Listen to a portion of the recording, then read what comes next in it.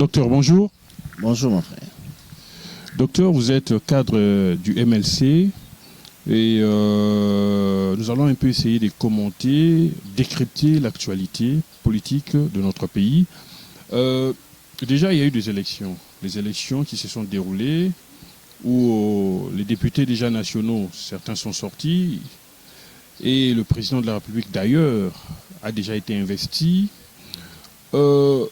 S'il faudra ou s'il faut faire une lecture sur le processus électoral, dites-nous, quelle est la lecture feriez-vous sur l'avant, pendant et après ces élections? Merci beaucoup pour la question. Vous savez, avant ces élections, nous avons entendu beaucoup de discours de séparation. Il y avait même qui prédisaient que les élections ne se feront pas au délai constitutionnel. Il y a même ceux qui disaient au cas où il n'y aurait pas élection, le Congo ne sera pas Congo et consorts. Il y a eu même des gens qui ont prêté l'intention au président de la République et à la CENI et à la Cour constitutionnelle l'intention de les invalider et consorts. Mais tout au long du processus, nous avons vu la bonne volonté de la CENI d'organiser les élections dans le délai constitutionnel.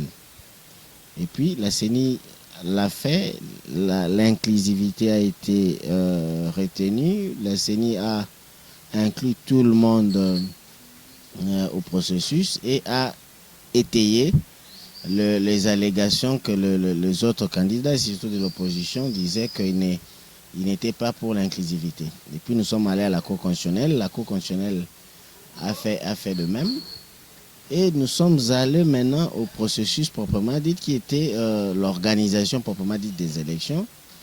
Nous avons vu que la CENI avait beaucoup de difficultés, là c'est vrai, de difficultés techniques et consorts, où les autres ne croyaient même plus que c'était possible d'organiser les élections présidentielles, législatives et provinciales ainsi que municipales au délai. Mais la CENI a montré une ferme volonté de respecter la Constitution et puis la CENI l'a faite. Il y avait une particularité qui n'était pas dans les autres processus. Nous avons voté, ce n'était pas le dimanche, ou le jour férié comme prédisait la Constitution ou la loi électorale, mais la CENI, vu ses aléas, la CENI est allée par devoir légal pour demander, par exemple, au ministre du Travail, que ces jours-là puissent être proclamés chômés et payés. Nous sommes allés aux élections, j'ai vu l'engouement qu'il y avait. Le peuple a bradé la pluie, a bradé la nuit, a bradé les airs parce que le problème de seuil s'est posé gravement. Je note 3 ou 4 faits. Le premier fait est que les partis politiques n'ont pas au préalable compris le fonctionnement du seuil. Deuxièmement, les partis politiques n'ont pas été préparés dans l'organisation des élections. Pourquoi? Parce que déjà, c'est de l'opposition. Passer leur temps à longueur de journée, contestation, il y aurait élection ou pas élection. Ils n'ont pas eu le temps de préparer leurs militants ou candidats à aller affronter les élections. Et puis, il y a eu ce qu'on appelle le manque de moyens. Les présidents des partis politiques n'ont pas donné suffisamment de moyens à leurs candidats pour aller battre campagne. Sans pour autant vous couper, moi j'étais avec certains candidats, les autres attendaient de l'argent, surtout ceux de l'Union sacrée, auprès du président. Hein. Oui, donc les autres attendaient de l'argent, mais malheureusement, l'argent n'était pas sorti. Mais les autres aussi qui n'étaient même pas préparés à être candidats, qui ont été pris comme ça à la va-vite pour besoin de combler le seuil de recevabilité et ont vu leur espoir de recevoir l'argent pour aller même faire imprimer des affiches s'envoler. C'est ce qui a créé un sérieux problème.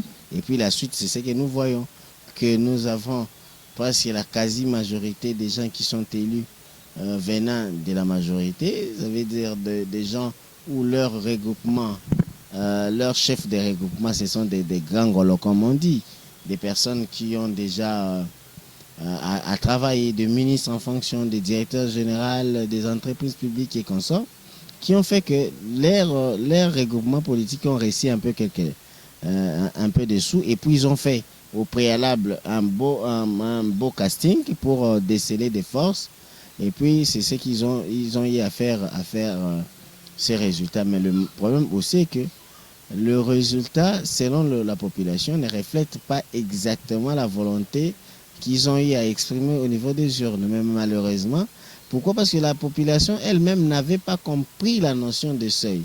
Parce que nous avons... Attention, comprendre la notion de seuil, c'est faire quoi précisément? Comprendre la notion de seuil, c'est que ce n'est pas forcément le plus fort qui reste. Ce n'est pas forcément le plus élu qui gagne. Ça veut dire pour qu'un élu puisse être proclamé élu, il doit respecter certains préalables. Tels que votre parti doit d'abord se retrouver avoir atteint le seuil. Le seuil, c'est quoi? Je vous donne par exemple l'exemple de ces élections. Nous avons à peu près 17 millions de suffrages valablement exprimés. Le 1% du seuil, ça sera 170 000.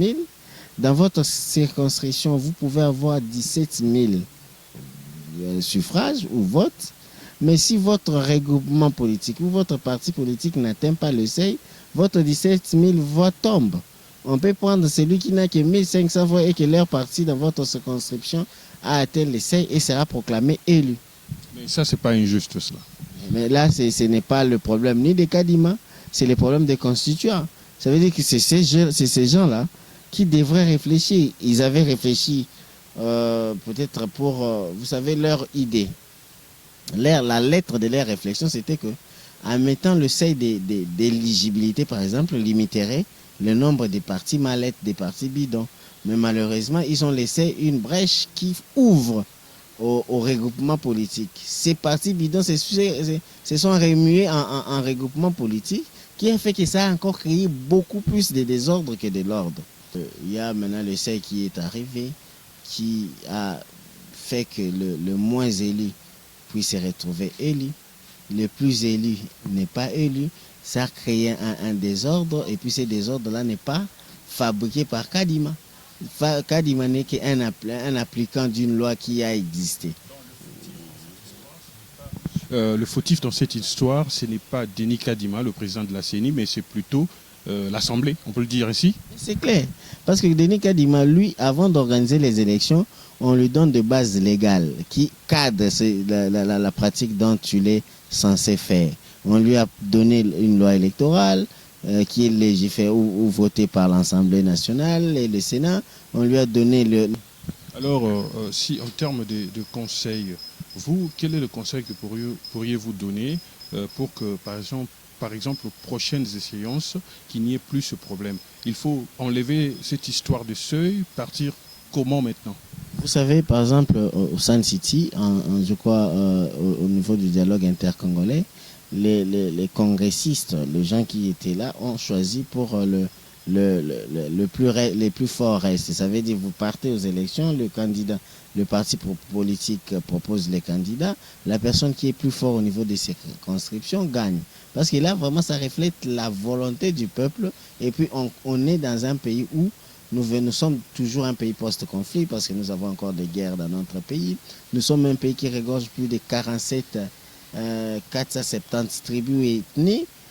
Vous voyez, quand vous avez l'élection où il n'y a qu'un seul tribu qui peut-être a beaucoup de l'argent, en matière de seuil ici, c'est cette tribu-là qui gagnera beaucoup de postes. Ça veut dire que le seuil devient discriminatoire. Le seuil devient, moi j'appelle ça fausse commune de voix de population. Le seuil devient une fausse commune de valeurs républicaines. Le seuil devient une fausse commune des nouvelles énergies. Le seuil devient une fausse commune d'une nouvelle classe politique. Parce qu'ici, il est impossible d'avoir une classe politique. Parce que regardez d'abord même la tête des regroupements qui ont eu à atteindre des seuils. Ce sont des regroupements des hommes puissants, qui sont déjà ministres, qui sont déjà DG, consorts. Je crois que nous devons chercher une autre manière de faire en supprimant ces seuils d'éligibilité et de recevabilité, de supprimer les histoires des listes électorales, parce que là encore ça pose problème. Tu peux être élu dans votre parti politique plus que l'autre, mais tu vois l'autre être proclamé au niveau de la CENI, où tu n'as pas la possibilité d'aller attaquer la liste si vous ne recevez pas l'autorisation, c'est de votre parti. Le parti aussi s'est dit, est-ce que comment une liste peut attaquer son propre, sa propre liste, ça devient un problème. Donc le CEI devient même une fausse commune de droits de gens, de droits à la défense, des droits à ses intérêts beaucoup plus légitimes. Docteur, nous allons certainement prendre une dernière question. Le président Félix, au cours de son investiture, a émis certaines encore promesses, notamment celle de ne plus faire des erreurs comme c'était constaté au passé, donc à son premier quinquennat. Vous êtes parti allié et inclus dans l'Union sacrée. Dites-nous comment vous voyez le président de la République après. Si vous avez quelque chose à dire, que diriez-vous au président de la République? Bon, je dirais au président de la République de renouveler cette classe politique, de faire confiance à la jeunesse, parce que tu sais, la jeunesse congolaise, elle est dynamique, intelligente, elle a une nouvelle énergie, de ne prendre que de compétences dans des endroits. Il faut laisser de côté le frère, les amitiés et consorts. Ça, c'est le problème de l'État maintenant. S'il veut qu'on puisse réussir dans ces nouveaux quinquennats, qu'on ne puisse pas refaire les erreurs du passé, nous devons bien réfléchir, choisir des gens compétents, des personnes qu'il faut à la place qu'il faut, et recourir beaucoup plus à la jeunesse. Parce que, vous savez, déjà avec le Gangolo qui ont réussi à avoir tous ces députés, ce sont eux qui vont constituer la majorité au niveau de l'Assemblée, et puis ce sera encore eux qui doivent proposer des listes au président de la République. Je crois que le président, il en a déjà fait, je sais, dans son premier quinquennat, il doit mettre des critères de listes à recevoir. Par exemple, pas de votre nom de famille. Par exemple, des jeunes comme ça de votre parti politique qui ont des compétences. Donnez-moi par exemple 10 noms de compétents dans votre parti politique. L'âge, il détermine même l'âge, que ça doit varier de tel à tel âge. Je crois que ça va lui permettre d'avoir des nouvelles énergies, une nouvelle classe politique sera née, mais parce que si maintenant il part d'une manière qui s'est fait toujours, où on demande aux chefs des partis politiques leur liste, où ils envoient d'habitude leurs amis, leurs frères, leurs cousins, alors que leurs cousins et consorts sont loin d'être des gens qui ont combattu pour que même lui-même ou le président soit élu, ça sera très injuste et puis je crois que ça créera beaucoup de problèmes.